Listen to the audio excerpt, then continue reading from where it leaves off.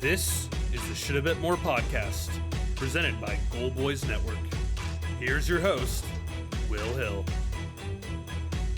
Welcome to the Shoulda Bet More podcast, presented by Gold Boys. Coming up on the show, Reed Wallach of Sports Illustrated will join us. We will talk college football the weekend coming up. Some big games from last weekend, futures, Heisman, and Reed is a diehard Mets fan, so we will get into the Mets-Dodgers, and I'll get to the Mets in a second here, as we do have a Game 3 on Wednesday with the Mets as slight favorites, Severino versus Buehler. I will get to that in a second, but first, we'll start with the game Tuesday night, and that is the Yankees with the game dragged forever. It was impossible to watch. A million pitching changes, a million walks. It was not a crisp game, but the Yankees get it done, and the Yankees just look like they are overmatching Cleveland, as we are now 5 collective wins away from a possible Subway Series. Yankees up 2-0. Yankees are minus 800 to win the series. The Yankees are in good shape here.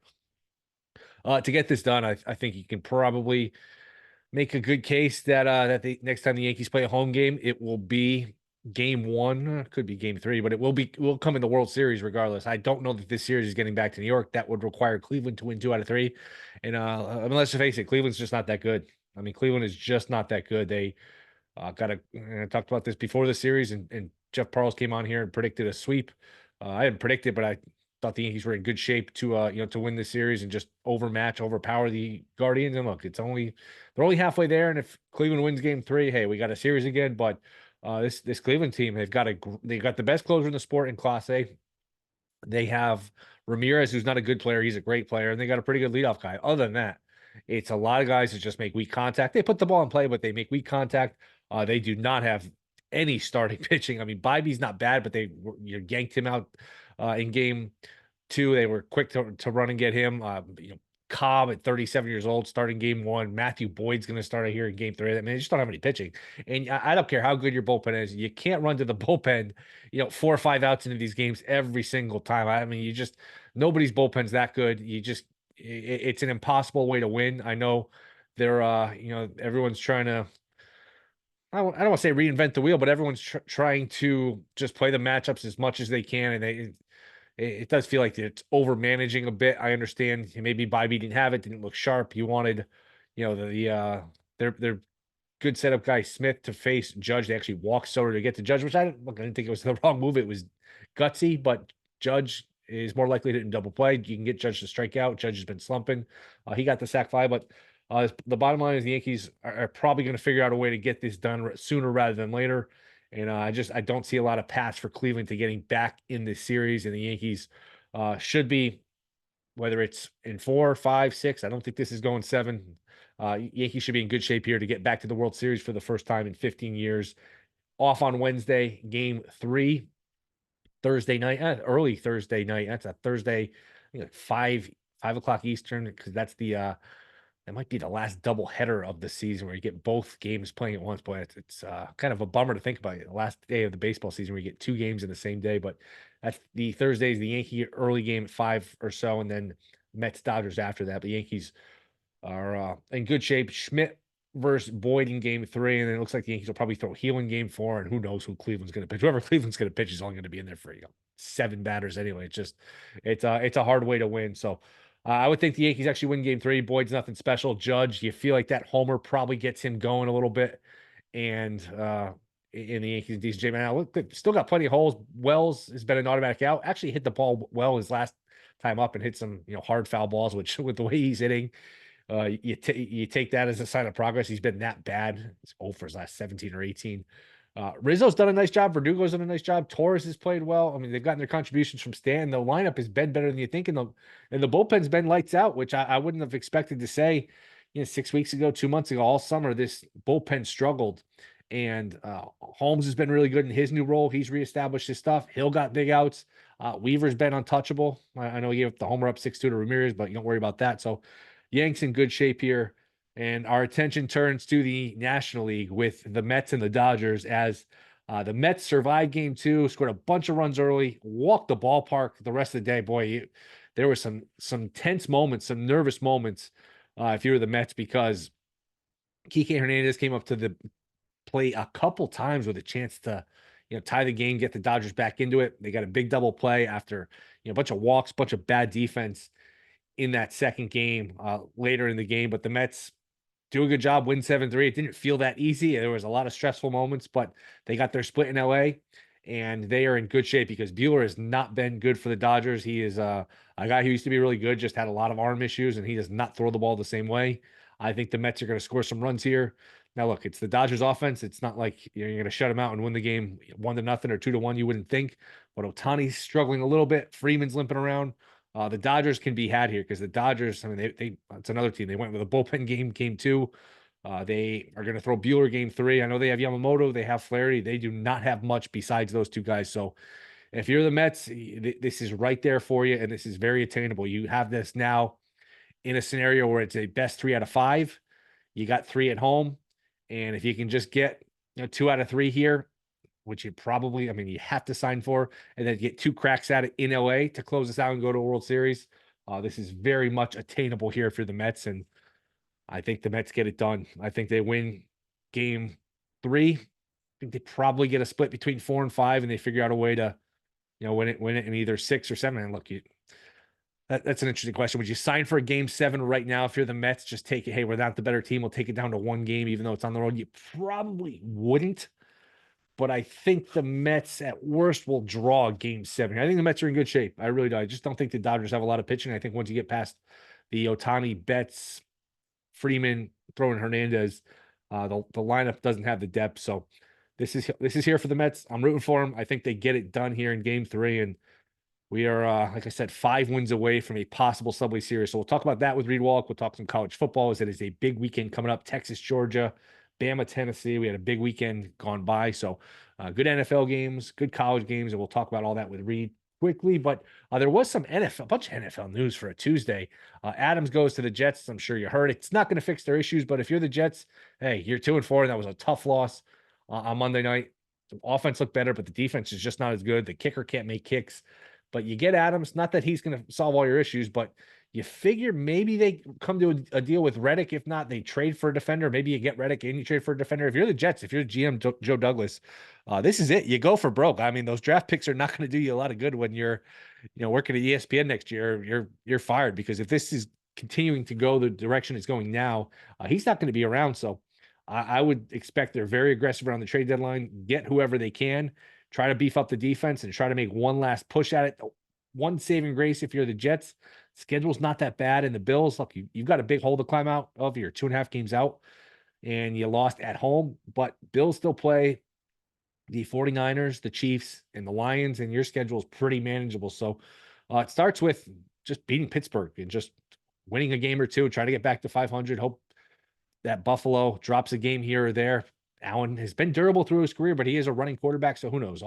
He takes one hit, and all of a sudden he's gone for 2 or 3 weeks. That opens things up. Jets are plus 500 at DraftKings to win the division. I don't mind it. I think there's a path for them to get back in it with trades, with the Bills' schedule, with the Jets having an easy schedule. I can buy it, and it was plus 700 going into Tuesday. Then the Adams news, I think, bumped it up $2, which is probably an overreaction, but he'll help. And I'm going to go down with the ship. I do think the Jets, as bad as it looked, it didn't look horrible Monday, but as bad as it's looked at times, as dysfunctional as it seems, I do think the Jets still have a run in them. I wouldn't be shocked if they made a run and got into the playoffs. I do think the talent's there. I think the schedule's there. The other thing, Amari Cooper goes from the Browns to the Bills, the wide receiver, and then this was shocking, and this isn't definitive yet, but out of nowhere, reports that Russell Wilson is in line to start for the Steelers. I've never been a Fields fan, but Fields has done plenty. I thought he's been at least adequate, serviceable. He's run around. He's, they played complementary football where they play good defense. Fields moves the chains, moves the clock. Wilson's a statue back there. I'm surprised off of a win. I know Fields isn't a perfect player, but Fields is younger. He can move more. I'm shocked. I will be shocked if they go to Wilson. I'm very, very surprised at the timing of it. I know people have made the suggestion, they're going to showcase Russell Wilson. So if he looks good in this game, then they could trade him. Boy, teams usually don't do that, think like that. I mean, these coaches are very focused on winning the game in front of me. It's the NFL. You only play 17 of these that are 4-2, fighting for playoffs, division. You wouldn't just sacrifice even 10, 15% of a chance to win to say, hey, we can maybe trade Wilson and get a 4th instead of a 5th. I mean, who's going to give you something for Wilson at this stage? Very strange move. Very surprised by that. Again, it's not definitive, but some of the reports on Tuesday where Wilson is in line to start, and I was just baffled by that. Really surprised by that news. But a lot going on. Baseball, college football. We will just discuss all of that and more with Reed Wallach. That is next. This is the Shoulda Bet More podcast. All right, we are back. Shoulda Bet More podcast. You can catch him at Sports Illustrated. He's got a fantastic podcast called The Early Read, maybe the second best named podcast behind Shoulda Bet More. But he is the great Reed Wallach. Reed, what's up, man? How's it going? Everything's good. Everything's good. Happy to be back on the pod. Busy time of year. College football in full swing. We got 11 weeknight games this week. NBA starting up, college basketball starting up. This is the real go time for sports content. So it's busy, but it's a good kind of busy. All right, this will air Wednesday. Before we get to the big games, do you have anything for these Wednesday night games? And yeah, I'll let you start there and follow-up question. Go ahead. Wednesday night, I like Sam Houston State under 3. I took a cheap money line. If you want to pair that with something else, this Sam Houston State team much improved relative to their first season in the FBS ranks, where they started. I think they were the last team to win a game. A few tough losses there, but this is a new look Bearcats team. The defense is still stout, but they got this JUCO transfer, Hunter Watson, big play, dual threat ability. The defense still leading. This Western Kentucky team, their defense is all relying on turnovers, so maybe they force a few, but short week after playing on Thursday night last week. You got Sam Houston coming off a bye. I think it's a good spot for the Cats. They also lost a tight one to Western Kentucky on the road last year, so I think they could get it back there. I think they're the better team. So inside of 3, I'm happy to lay it with the Cats with a K on Wednesday night. Yeah, not necessarily weeknights, but I would just say these Friday night games and these primetime games, we've seen a lot of upsets or near upsets. Miami Vatech was almost an upset. Illinois beat Nebraska. Stanford beat Syracuse. Syracuse beat UNLV. I think TCU beat Houston. Last week there was one last week. Oh, Northwestern Maryland. Is there anything to this? Is this something? Nothing? What are your thoughts on all these upsets on these weeknight games? For you're spot on. These Friday night games have been bangers. My fiance doesn't seem to like that because I always find myself watching the games anyway on Friday nights. That's usually a night I dedicate to her, but these games have been a little too good. Yeah, I don't know if there's something you could probably find someone that will tell you that there's a trend or something. I think overall, though, it's a sign of the change this year from prior years and the gap condensing between a lot of these teams where it used to be blowouts everywhere, and there was the have and the have-nots, and it just seems like there's a lot more haves this year, or there's a lot more have-nots, depending on how you look at it. And I think with maybe 2 or 3 games and a lot more standalone games, you're kind of seeing the lack of difference between these teams at the Power 4 level, especially, really on display, and that these teams aren't really separated by more than a touchdown on a given night. So I think that maybe it's more that there's just more focus on these 3 games or so relative than anything, but I think it just shows the greater condensing of the top teams just on a more hyper-focused type thing relative to like a 50-game Saturday slate where some of those kind of fall between the cracks. Yeah, and I guess the only thing where I was like, oh, maybe there's something to this is they usually don't give us like the premier teams on Friday. It's these sort of teams that maybe they're not on national TV all the time, and you're getting the best effort from like these teams that are, hey, we're 10-point underdog, we're on national TV, we're gonna show out and give our best effort. So again, it's a small sample, but it is something that I've noticed where I noticed a lot of times Saturday morning I'll just be on the group text with my buddies like, man, why don't we just moneyline parlay the underdogs? We would some ridiculous prices on these. Yeah, just keep rolling over the money lines. I'm sure you're out ahead for sure with some of these big dogs coming in. Speaking of Friday night, just really quick, I mean, Oklahoma State, if you could find a 10, I bet 10. It's gross, but again, it's the condensing of these teams. 3 weeks ago, what's the spread? Oklahoma State, BYU. You're getting BYU, who's covered every game this year, at an absolute premium. The market wanted nothing to do with this team against Arizona last week. They closed -2.5 at home off a bye against Arizona, and they rolled. They also they outgained Arizona by, I think, 11 yards total. They had some serious turnover luck. So I think you could get a good effort from Oklahoma State. And even if they still suck, which they might, I still think they could cover 10. So double digits with the pokes. I think another one, I would not be shocked at all if Oklahoma State got off the mat and won that game outright. BYU is due for some pretty serious turnover regression. They're tied for 10th in terms of turnovers, plus turnover margin. They're +7 on the year. Yeah, and with the way these dogs are covering, you maybe put 80-90% of your bet on the spread and just throw a little 10 or 15% or whatever on the money line on the underdog and you play it that way. How about the big games? We're up to 4 here. Texas laying 4 against Georgia. And then Bama, Tennessee, and Bama -2.5. Anything on those two games? Yeah, the Bama Tennessee game. If you would have asked me 2 weeks ago, I would have said you're going to give me close to 3 with Tennessee, absolutely in on the Vols and probably the over. But that game has become quickly a stay away for me. I'm not interested at all in either team. I don't have a beat on either team. Just not interested in betting it.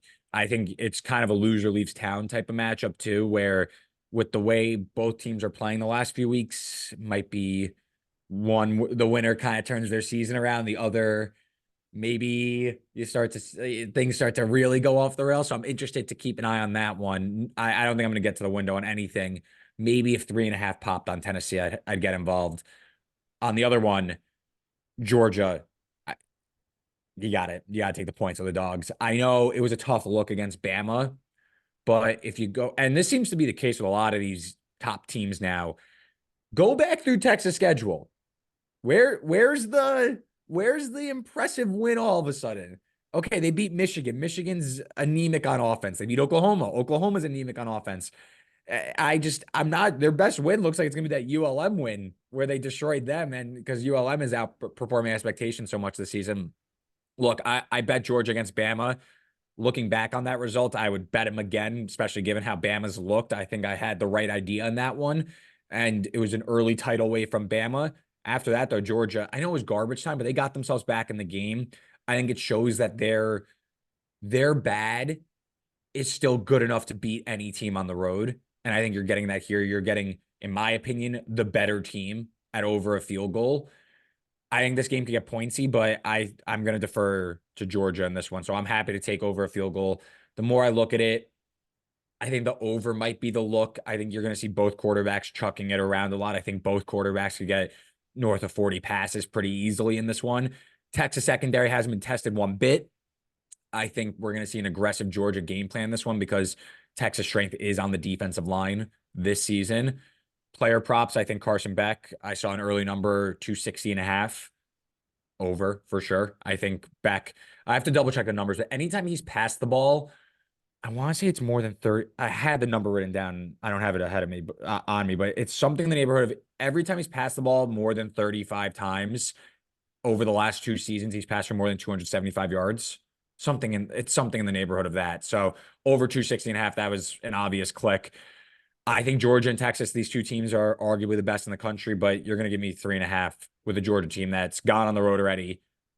The most talented team, in my opinion. I'm happy to take that with the dogs. The Heisman market. I was talking about this last week, and I was like, I don't know who to bet, but I know this market's wrong because you got a running back against, look, Genty's unbelievable, but you're talking about a running back from Boise State, and you're talking about a non-quarterback from a Colorado team that's still probably going to lose, 4 or 5 games. I was all in on, finding a quarterback. I made the case for Beck at 25-1. People found him at 30-1. I said, hey, maybe if you like whoever you like in Oregon, Ohio State, maybe you take the quarterback. So this market has changed. Genty now, I'm looking offshore, +175. Gabriel down to 3-1. Ward at +650. Milrow 11-1. Hunter 12-1. Beck at 14-1. Is there a bet to be made here? I would say, so I have Gabriel from before this season. So that was a huge result for me to have him play like that against Ohio State and kind of jumpstart my position. So that's all. I have him and Nico, which is going to lose. So that's my 2 preseason bets. I have Gabriel like 11-1. I don't think Genty's going to end up winning. I think for Genty to make the case for everybody, because Genty can win. I just don't think he's going to. For Genty to win, he needs to beat Barry Sanders' rushing record, which he's right on pace for if you count the conference championship game. If you count that one into the regular season, he's on pace to just get over Barry Sanders' single season rushing record. He also needs no undefeated teams with a Heisman caliber quarterback. So that's Oregon, that's Miami, that's Texas even. I think you need all those teams. He needs to be the only redeemable candidate, in my opinion. I think he will lose all tiebreakers. And also his team needs to run the table, which TBD. I don't know how good Boise State actually is. Feels like they give him second. That's what it just feels like to me. Like, hey, man, Yeah, great season. You get to finish second. Great accomplishment. I don't know, that's exactly. just my take. Hunter, we need to see the injury news. He left in the first half of Colorado's loss with a shoulder injury. I haven't seen an update yet. We'll see. If he misses any time, he's toast, in my opinion. And if Colorado, they have like 6 more coin flip games. If they go 3-3, probably toast. To me, if Oregon or Miami run the table, there's your winner, probably. Ewers, if they run the table, he's going to have the signature wins. Just the numbers are going to be so deflated because he missed 2 games. So it's tough to make the case. But look, if you're trying to bet right now, if you want to like take a number that's going to move, it's going to be pick the winner of the Georgia-Texas game, take that quarterback, they're going to move. I do think Cam Ward is a little long right now coming out of the bye week. I think right now, not who I think is going to win because I'm biased, but I think Dylan Gabriel is going to win because I think Oregon is the safest bet to run the table. And I think what's going to happen is similar to last year where Bo Nix, Pac-12 championship game, he wins, he's likely the Heisman winner, and they lose to Washington. I can see a very similar scenario where Dylan Gabriel is going to be the Heisman favorite. If they win the Big Ten championship, he's the Heisman. If they lose, he loses. So something to keep an eye on. But right now, I actually do think Cam Ward should be priced ahead of Gabriel going into this week. Ward is second in passing yards. He's tied for the most passing touchdowns. He has 2 big comeback wins. It's nice that he won those games because it was his fault that they were in those holes to start with. But I think Ward is a little long, and I think the matchup actually sets up pretty nicely against Louisville. I bet the over in that game, so I think he can put up some numbers. But to me, I do think it's going to condense around the undefeated quarterback between Gabriel and Ward. I just think eventually you're going to see Miami drop one, and I'm more confident that Oregon can keep up. So there's kind of my look at the Heisman market. I kind of was all over the place with that answer, but that's kind of how I see it.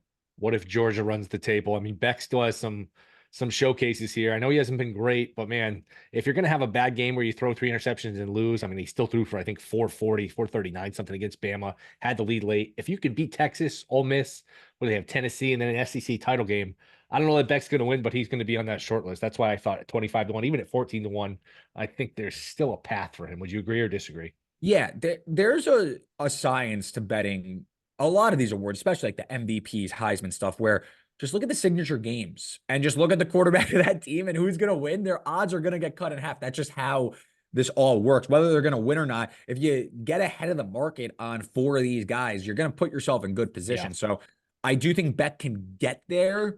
As for winning, it's almost like parlaying, though, a lot of other outcomes. Because, again, to me, the safest bets are Gabriel and Ward, just because they're going to be favored in every game the rest of the way outside the conference. I'm talking like to get to the last week, and then you can figure it out from there. That's where I see Beck running into trouble. And I just don't know if the narrative is going to revolve around Beck being this Heisman winner, just because Georgia's so built around like their team is full of freaks and they're so good. Whereas like other teams, you get the benefit of the doubt. Like where Miami, it's Cam Ward. Oregon, not as much Dylan Gabriel, but it's more there because they're not as much of a freaky team. Alabama, it's Jalen Milroe throwing it to Ryan Williams. You know, that's just where I think Beck might run into issues in terms of tiebreakers. But yeah, I mean, is he live? Absolutely. Did you do you think there's anyone odds to make the playoffs, odds to win it all at the current moment? At the current, I'm not involved in the national championship market at all because I think I wanted to see how these brackets were going to come out because I do think that a lot of these teams are similar. And I think when the bracket comes out, the 12 teams, a team is going to have a path that's a little bit easier. And I'm sure the market will reflect that, but I'm sure like there's other ways to get involved with that. So I have no national championship winner in terms of make the playoff. I've kind of been like less interested with this as the year has gone on. It just hasn't been as exciting as I thought it would be. But if I were, let's see if I can talk through something. As you look, I will just lament the fact that, as my listeners know, during the summer I had Kev O'Neill from the Odds Breakers on, and I don't have these markets readily available in Connecticut. I gotta text people, hey, do you have this? He gave out Indiana 1,000 to 1 to win the Big Ten and 500 to 1 to make the playoffs. And other than Ohio State, they're going to be favored in pretty much all of these games. So That's every time I see unbelievable. them, their spread or their game, I just get, man, what a missed opportunity because they are live. Wow, I thought I my first conference preview on my podcast was Big Ten. So the first team I touted all summer was Indiana over the win total. Every which way. I bet him in all but one game so far this season, and they're already over. It's October 15th. So I thought I was talking them up big, but taking them to make the playoff, I did not even think that. I'd say one team, if you're trying to buy in, that number's not as good. So one relatively good price, one I'll talk a longer price because I bet it myself. But Texas A&M plus 140 to make the playoff. Control their own destiny. They're home for their most difficult game. They play LSU next week, and they play at Texas to close out the season. 10-2 A&M is definitely in. Connor Wegman definitely looks healthier. The defense has come into form. Tough schedule, but I still think at plus 140, I think that it's more likely than not that they make the playoff. So I think there's some value there. And then if you want a long shot, try and pluck off a long shot to win the Big 12 because then they get the auto bid. My team of choice is Arizona State. Ooh, 16-1. I last week before their game against Utah took them 75-1 to win the Big 12. So they are a small dog this week against Cincinnati, and the schedule is not easy. So again, this is a long shot, but I'm banking on them getting to the Big 12 championship game with some chaos because the conference is really just a crapshoot. But I make them a small favorite this weekend against Cincinnati. I think that this team is really talented, really stout on the defensive line. They have a sound running game with Cam Scatterbo, and their quarterback, Sam Levitt, doesn't make many mistakes. Only 2 turnover-worthy plays so far this season, according to Pro Football Focus. So if you want a long shot, I took some Arizona State. Hopefully they win this weekend against Cincinnati, and that really gets some serious life. you can just, because you're a Mets fan, we'll get to the Mets here in a minute. Just rapid fire anything else you played. You can just kind of rattle them off. Yeah, other things I played that is still available as I pull it up. I like Houston this weekend against Kansas at 6.5. Going to the better quarterback, Zion Chris, out of a bye week, both teams. But Kansas at 1-5, I don't trust them. Houston has a stout defense, and Jalen Daniels makes way too many mistakes to be laying this number. I just think these two teams are closer to even. So Willie Fritz is a dog. I like that one. And a really stinky one, Maryland. I know everyone watched them on Friday night lose to Northwestern. We were talking about big underdogs winning on Friday nights. Maryland, in that game, though, they moved the ball. They just couldn't convert in the red zone. That game got away from them. Some turnovers late really ballooned the scoreline. I actually think Maryland can move the ball in this one. USC, all in effort. You look at their schedule over the last few weeks. They played Michigan, then they're back home to play Wisconsin. You're back on the road to play Minnesota. Then you go back home for an all-in effort against Penn State. You lose in overtime. You're back on the road across country to play Maryland. I don't know. It's just way too many points at over a touchdown. Worth noting, Big Ten teams that are flying across 2 time zones, which this sets up as 3-10 straight up, 4-9 against the number. So it's going against them. I think this USC team's on fumes. And while Maryland may have quit, absolutely on the table, just a big number for a USC team to cover here against a Maryland team that has talent at receiver and can maybe test the secondary. So I took Maryland as a stinky underdog on Saturday. Yeah, and you wonder USC, and this applies to LSU who won the other night, but man, you're paying these coaches a lot of money. You're not paying them to lose, 4 or 5 games. These are not fan bases, boosters, alums, whatever, that are going to be patient with these, 4 or 5 loss seasons. You expect when you're paying this kind of money, if not win a national championship, at least compete for it. I wonder how this plays out here for USC. All right, let's get to the main event. Let's get to the important stuff. You are a New York Metropolitans fan. As we record this, they are 1-1 in the NLCS after a 7-3 win, which should have been a lot easier, man. They were walking people. They made it sweaty. They couldn't tack on runs until the very end where they got that 7th insurance run. Where are you at with this series? What do you think going forward? Yeah, team of destiny. That's just it really looks like that. I wanted the Dodgers instead of the Padres. The Padres I thought were the best team remaining in the field when the the DSs started. I'm feeling pretty good, right? You got the split in LA. That's all you could ask for. I think going forward, the Mets have the pitching advantage. And I mean, I just think at home now, I think, yeah, I think the Mets could definitely take care of this. I don't see much different. Again, pitching staff, I give a very significant advantage to the Mets lineup wise.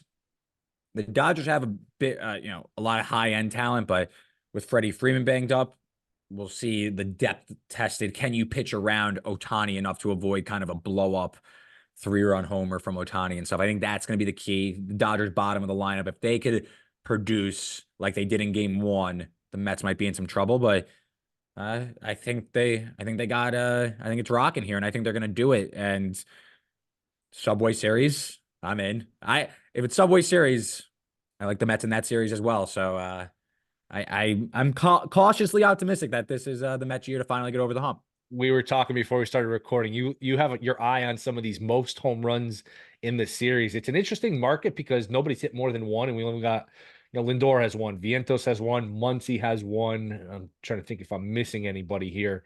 But who are some guys you're looking at? You think there's any value on any of these players? So I'm still workshopping the problem, but looking through this, you got guys like Pete Alonso, even on the Dodgers. I mean, I'm obviously pulling for the Mets, but even on the Dodger side, you got some crazy long numbers here. As I pull it back up, but like Mookie's 42-1, Pete's 39-1, Teoscar Hernandez is 45-1. It's gonna be tough for me not to bet Pete at 39-1, only one homer back. He has better splits at Citi Field this season. Obviously, now there's more games at Citi Field than there are at Dodger Stadium. You got three in Flushing, two in LA. So I think maybe I gotta still workshop this problem, but eyeing players who have the better split, either at home for the Mets or on the road for the Dodgers. Maybe look at some historical pitching matchups. I think that's probably the way to game plan this. And look, Vientos is swinging a hot bat right now. That would have been my look pre-series if I were to take somebody. He's 2-1 now, though, because he hit a grand slam in game two. I don't know. I just think Pete with that kind of power. One guy I would stay away from is Brandon Nimmo at 65-1. He's banged up with a bad foot, so I don't know if he's gonna have as much power. Probably kiss of death. Will probably hit a homer on Wednesday night, but Pete is the one with my eye as I scan this market. But it's definitely an interesting one, and I'm sure someone smarter than me could game plan this out and find a valuable bet. And I'm not seeing these are DraftKings. Are you looking at FanDuel? I am looking at FanDuel right now. Yeah, because it's weird that DraftKings wouldn't offer that. Usually they offer pretty much everything. Oh, I'm seeing it now. Series most home runs. And like you said, Otani's plus 290, bets 35. Wow, Alonso's 10-1 at DraftKings. You said he's 39-1 at FanDuel. There you go. There's that's why you shop around. That's why you bring your shopping cart around with you. Look at what you can find. Although Alvarez is 140-1 at DraftKings. Pete. Alvarez 140-1 at DraftKings, and you said 90-1 at FanDuel. Yeah, see, it's like these markets aren't like efficiently priced or anything. So you could definitely find some good bets. Again, I got some homework to do in the little bit here before my next hit. So yeah, but go Mets. That's all that matters. Reed, you're the best man. I'm rooting for your Mets. I'm rooting for your college football picks this week. Should be a fun weekend. It's just the best time of the year, man. Sports. Yeah. It was weird because Sunday was kind of a dud. All the NFL games kind of stunk. The Mets game wasn't good, but man, it's just such a great time of the year for sports. Let everyone know they can find you. I appreciate you coming on. Yeah, check out the podcast wherever you listen to them. The Early Read. You can follow me on Twitter at Reed Wallach, ReedWallach. And all my work can be found on SI Betting, which is linked in my Twitter bio. So thanks for having me on, Will. Can't wait to do it again. Hopefully we're celebrating a Mets World Series win next time I'm on. All right, Reed. Appreciate the time, man. Thanks.